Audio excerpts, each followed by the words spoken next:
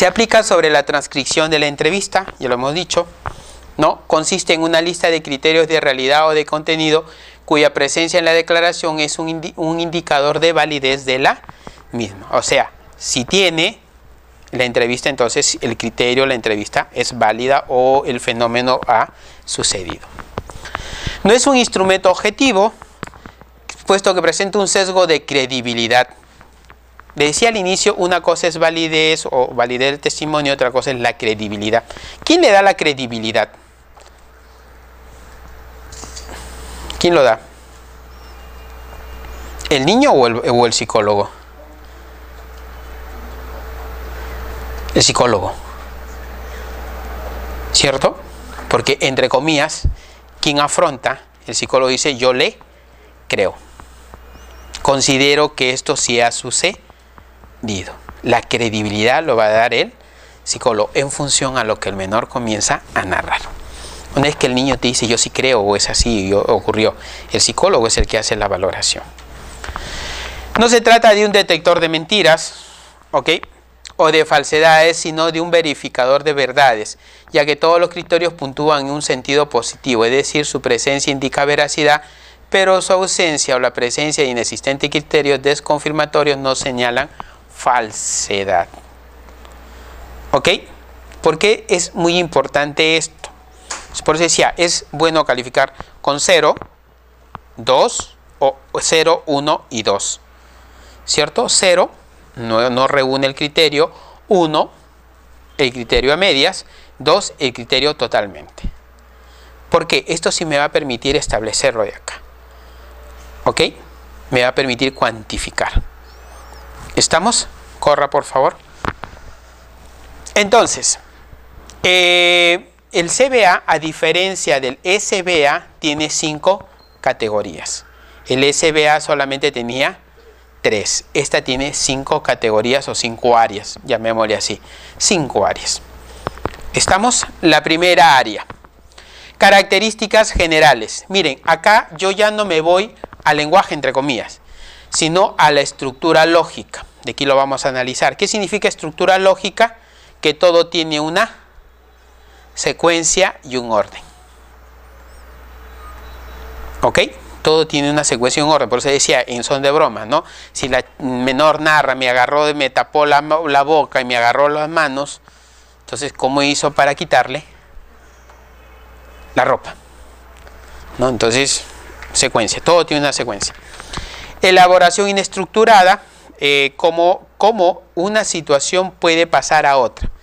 Generalmente un relato espontáneo el niño puede contarte asociado a eso muchas otras situaciones que a veces de repente no tienen relación con lo que está hablando, pero está parte del relato, se busca eso.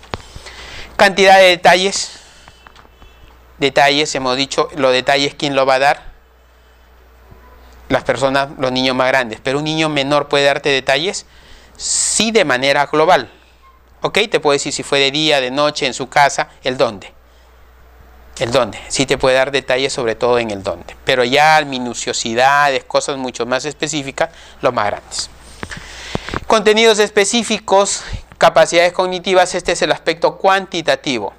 Engranaje contextual, descripciones de interacciones, reproducción de conversaciones, complicaciones inesperadas durante el incidente. Ahorita les voy a explicar esto. Corra, doctor, porque nos va a ganar el tiempo.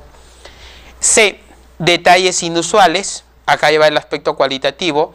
Detalles superfluos. Incomprensión de detalles relatados con precisión. Asociaciones externas relacionadas. Relato del estado mental subjetivo. Atribuciones al estado mental del autor del delito. Y D. ¿No? ¿Cuál es la disposición? Correcciones espontáneas, admisión de falta de memoria, plantear dudas sobre el propio testimonio. Córralo, por favor. Y ahí quedamos. ¿Ok? Entonces, ahora sí vamos a tratar de describir cada uno de ellos y poderlo entender mejor esto del CBA-CA, los criterios. La estructura lógica dice, cuando los detalles independientes y diversos del mismo describen idéntico curso de sucesos, de modo que puedan combinarse como un todo.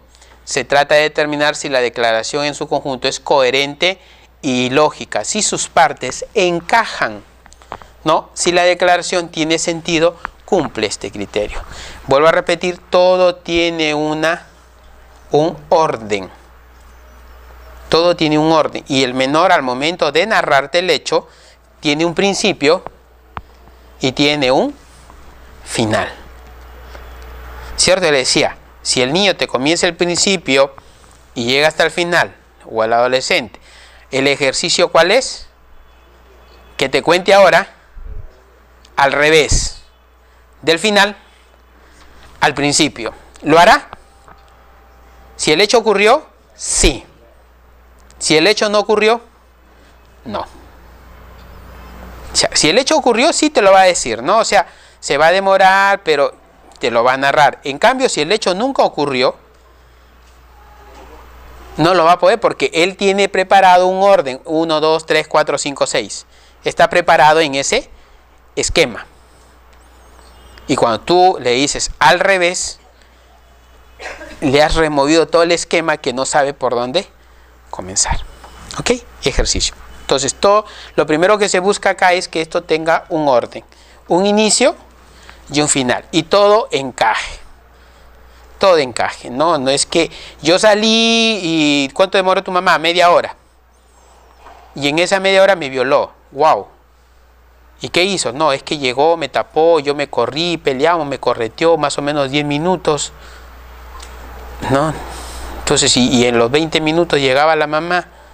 En 10 minutos, doctor.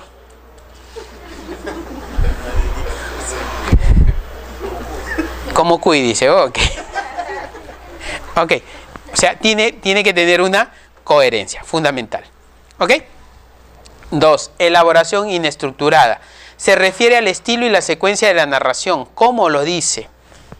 ¿Cómo lo dice? Las historias inventadas, a diferencia de las reales, se caracterizan por ser lineales. ¿Qué significa esto de lineales? Secuencia, ¿cierto? Vuelvo a repetir, ya les dije cómo quebramos esto. ¿No? Tiene un inicio, un final, 1, 2, 3, 4, 5. Primero me llevó, luego me jaló, luego lo otro, luego lo otro, luego lo otro y lo otro. Te lo dice así, ordenadito, lineal, vertical, estructural. ¿No? Lo quebramos al revés. ¿Ok?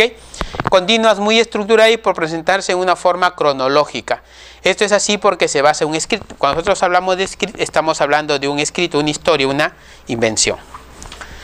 Por lo tanto, la declaración debe ser algo desorganizada, ¿no? Poco lineal y desinhibida. Debe haber digresiones espontáneas y cambios de enfoque. Tú le preguntas, ¿pero cómo fue? No, el ejercicio es muy sencillo. La chica te dice, ¿y qué hora era? No sé la hora, más o menos serían 8 de la noche, no tengo la hora, pero estaba oscuro. O sea, te da diferentes contextos que te permiten a ti decir, bueno, si era más allá de la hora. En cambio, la otra persona dice, no, fueron a las 8 me llevó y me quedé hasta las 10 de la noche.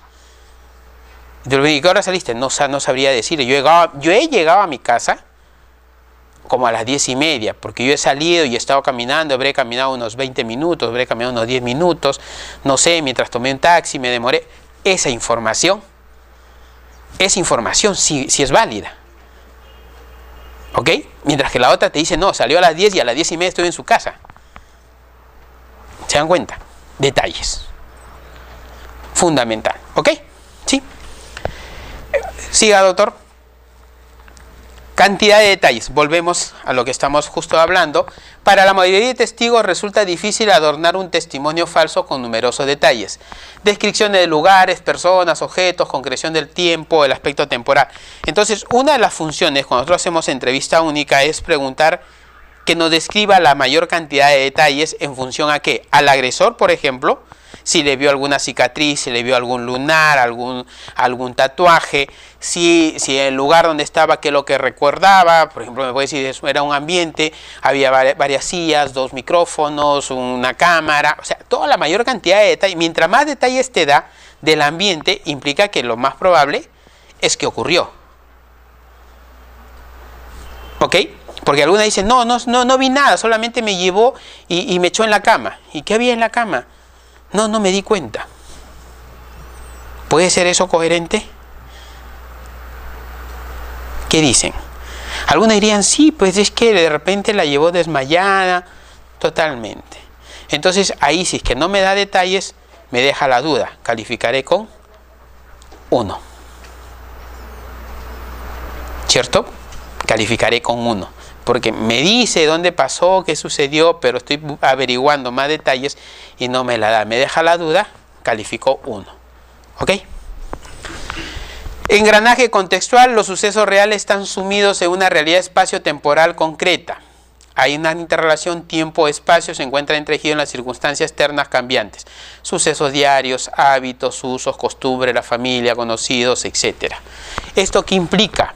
Si el agresor la sacó del instituto, la llevó, entonces se supone que cada uno, traducido al castellano, cada uno tiene una rutina. Todos tenemos un estilo de vida, una rutina, desde el más chiquito hasta el más viejo. Todos tenemos una rutina. Ustedes tienen una rutina, yo tengo mi rutina. Ustedes tienen una forma, una hora de dormir, una hora de hacer sus actividades. Todos tenemos una rutina. Se supone que si hay una agresión o un abuso, esa rutina, ¿qué debe quedar? ¿Intacta o alterada? Alterada. A eso se refiere. ¿Ok? A eso se refiere. Que todos tenemos una rutina y esa rutina debe, al sufrir la agresión, debe quebrarse. Debe sufrir alguna alteración. Y no solamente mi rutina, probablemente hasta la rutina de la familia, ¿no? Porque para que haya una agresión en mi casa, y sabiendo que mi papá o mi mamá llegan del trabajo, etcétera, mientras más detalles ocurran, esa rutina, cuál es la rutina de la persona, de la víctima, cuál es la rutina de su familia, cuál es la rutina de su entorno, dependiendo del lugar donde ocurrió. ¿Ok? Bien. Corra, doctor. La descripción de las interacciones. Dice, alude a acciones y reacciones mutuas entre el testigo y el agresor. Mire, nosotros acá cuando utilizas el CBA no utilizas víctima, sino el término testigo. ¿Cierto? El término testigo. ¿Ok? Dice, la interacción entre el testigo y el agresor. ¿Esto qué significa? De que una agresión siempre debe haber, ¿qué cosa? Un diálogo. ¿Qué te dijo? Yo siempre pregunto, ¿qué te dijo? ¿Qué te dijo? Porque para poderte llevar, jalar, tiene que decirte algo. O te amenaza, o te ofrece algo. Ahí radica la diferencia. No, me dijo que me iba a comprar mi pantalón. Me dijo que me iba a dar ropa. Me dijo que me iba a dar 20 soles. Entonces ahí estamos hablando, entre comillas, la figura va a cambiar ahí y lo van a tipificar como una seducción porque hay un ofrecimiento. No, me dijo que se iba a casar conmigo, las adolescentes sobre todo. Me dijo que se iba a casar. Y ya son como 6 veces y no se casa. Entonces la figura ahí cambió. Entonces ese diálogo, el previo, el antes de, ¿no? Es muy, yo siempre en son de broma y en son de serio también, al igual que lo de de no asearse después de una agresión, siempre digo, el agresor sexual se tipifica en 2 comportamientos. A mis alumnas, a mi hija le digo, si alguien viene y te va a abrazar, o si alguien viene y de pronto te comienza a agredir, te insulta, te mienta a la madre, te jalonea, te agrede y te dice que no grites o que te va a violar y te comienza a decir de todo, quédate callada, no digas nada. Hazte la muertita, siempre digo. ¿Por qué? Y si va a venir otro que te abraza, te pone un cuchillo en el cuello y te dice no grites, camina, ahí le digo grita como tren de sierra. La pregunta es ¿por qué? Sencillo. El primero busca que tú te defiendas. Aquel agresor que viene de frente a agredirte está esperando una respuesta de ¿qué cosa? De defensa. ¿Y dónde está la excitación para él? En la resistencia que tú hagas. Mientras más resistencia hagas, mayor es la estimulación. Más placentero para él. Entonces eso sí, de frente te van a ir, te van a jalonear y tú gritas y mientras más pelees, más placentero para él. Porque lo estás estimulando a que él tiene que someter. Entonces su adrenalina, todo lo vas a activar de tal manera de que lo estimulas. En cambio, si tienes ese tipo de agresor llega y tú te quedas, como yo siempre digo, te haces la muertita, no miras, no haces nada, la respuesta de él, ¿qué es? ¿Lo estimularás? No, para nada. Para nada. Para nada. Caso contrario, el otro, ¿no? O sea, si el otro llega, esos calladitos, sigilosos, te ponen el cuchillo acá, no grites, ellos que están esperando. Tu pasividad. ¿Cierto? Están esperando la pasividad de ¿quién? De la víctima. No, porque si la víctima se queda calladita ahí y no hace nada, fabuloso. En cambio, si la víctima comienza a gritar, ¿quién sale corriendo? El agresor. El agresor, lo más probable es que el agresor salga corriendo. ¿Por qué? Porque él estaba preparado para lo otro. Entonces, siempre cuestión de, entre comillas, de supervivencia, ¿no? Entonces, los agresores tienen su tipificación. ¿Ok? Los agresores, sobre todo los agresores sexuales, generalmente buscan someter. Entonces, lo otro que también hay que tener en cuenta es que cualquiera de nosotros puede ser un agresor sexual. Cualquiera de nosotros. Porque puede haber una amiga que se emborrachó, yo estoy mareado, ella está mareada. Sí, te pueden denunciar, porque la chica dice que al día siguiente ya no se acuerda. Y ya estás denunciado, ¿por qué? ¿Por agresor sexual o no? ¿Eres agresor sexual o no? Claro, porque la señorita al día siguiente dice, yo era virgen y él se abusó de mí, yo estaba borracha, se aprovechó. Por eso cualquiera de nosotros puede ser un agresor sexual. Así como cualquiera de nosotros puede ser víctima de un delito, cualquiera de nosotros puede cometer un delito. Para cometer un delito no se necesita ser delincuente. Y para ser agresor sexual no necesita ser tampoco delincuente. Los chicos, yo los fastidio mucho a los universitarios que tienen 18, 19, 20 años, que les gustan las chiquillas, los chiboleros. Claro, ¿no? 18 años, la chica 15 años, denunciado por agresor sexual.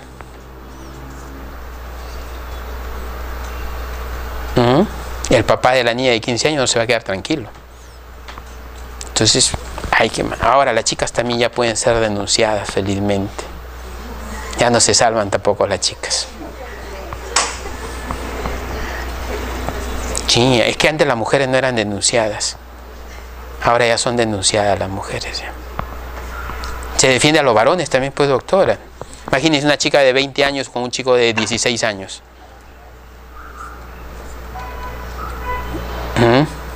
Ya la pueden denunciar por violación. Ya el nuevo código ya lo establece. Ya. Entonces hay que cambiar eso. Volvemos. Entonces le decía la interacción, cómo se da y el tipo de conversaciones que han tenido. La conversación, cómo sea la agresión, cómo aparece, esa situación es propio. Siempre va a haber una conversación entre entre la víctima y el agresor. ¿Qué te dijo? ¿Cómo lo dijo? ¿Para qué te dijo? ¿Y qué otras cosas te dijo? ¿No? El agresor que viene violento te va a mentar la madre, te va a jalonear, te va a insultar, te va a decir de la A a la Z. ¿Y cómo reaccionas tú? ¿Cómo reacciona la persona? ¿Ok? Corra, doctor. No. ¿Ahí termina? ¡Oh, su macho! No, faltó una. No, falta. Oh, faltó. ¿Se borró? No, ahí está, ahí está. Suba, ahí está. Ya me había preocupado, suba.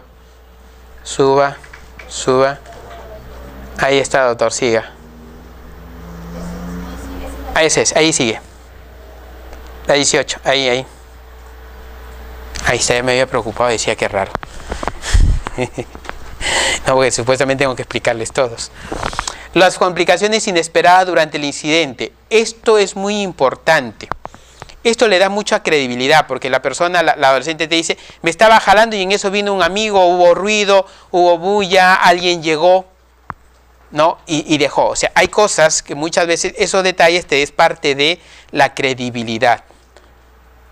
¿Ok? No es que toda la historia ocurrió y nadie se atravesó, nada de esas cosas. ¿Ok? Siempre hay detalles inusuales, cosas que pueden interrumpir o darte información propia de la experiencia. Eso es fundamental.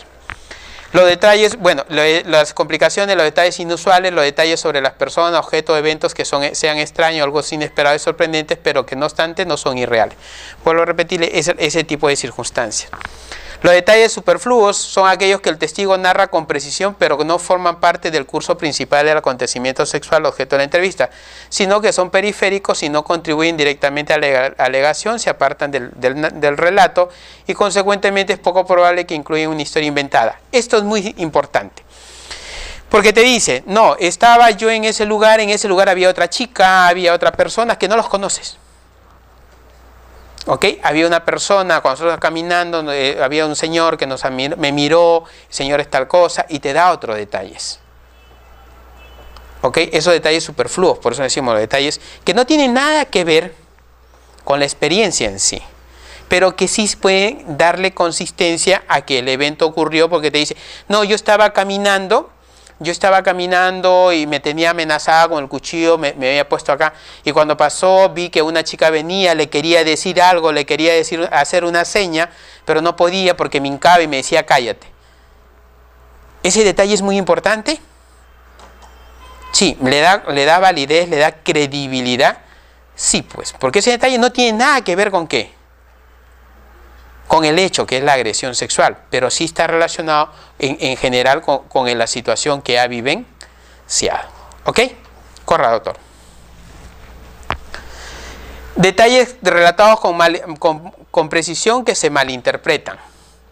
Esto es sin duda uno de los criterios de mayor peso, pese a ser tan poco frecuente. Acciones o detalles que el testigo describe con exactitud, pero que no comprende y que sí entiende el entrevistador. Interpretar el semen, por ejemplo, como orina, gemido de dolor. Hay niños que te dicen, o las chicas que te dicen, la niñita de 8 o 9 años, se orinó y era blanco. ¿No? O botó, te dicen alguna niña, botó como una babita y olía feo. ¿Ok? El niño no te va a decir que semen, ¿o sí?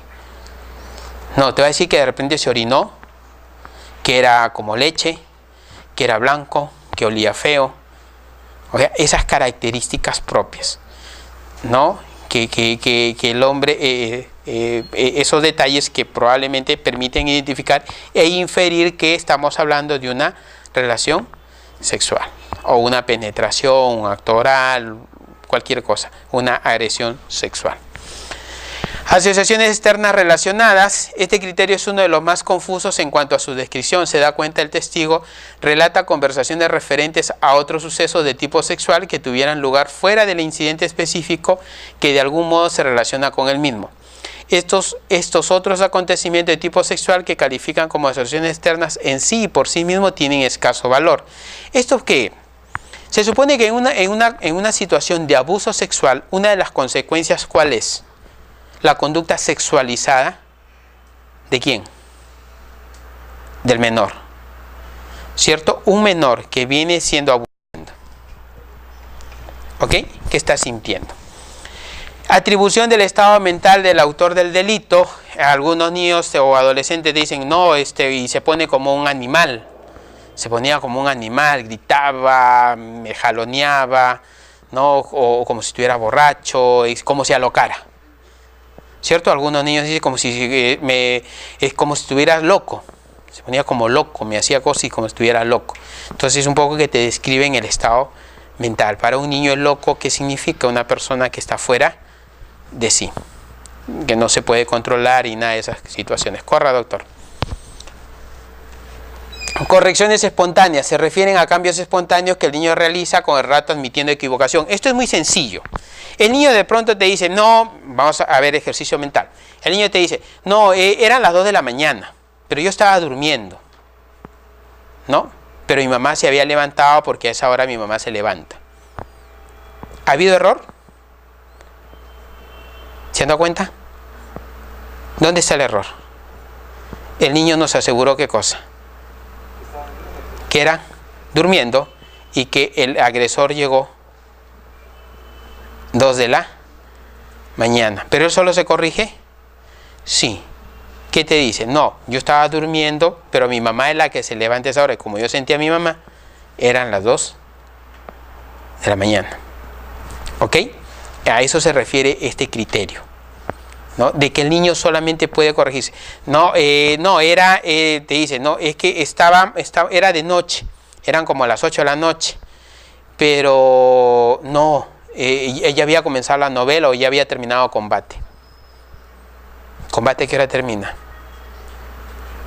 8:30, ¿no? 9. Pero el niño te dijo que eran las 8. Pues dicen, no, ves que ya había terminado combate. ¿Se corrigió él solo? ¿Cierto? Se está corrigiendo. O sea, él sigue la secuencia, pero de manera automática, sin darse cuenta, él se comienza a corregir, a enmienda la tarea. ¿Estamos?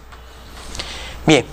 La 15, admisión de falta de memoria, se espera que se dé cuando se describe un hecho vivido, pero no al intentar perjudicar a un inocente. ¿Qué es esto? Admisión de la falta de memoria. ¿Se podrá recordar todo? ¿Toda la experiencia el niño será capaz de narrarla? ¿Sí? ¿Toda la experiencia lo narrará tal como lo sucedió o es que va a haber vacíos?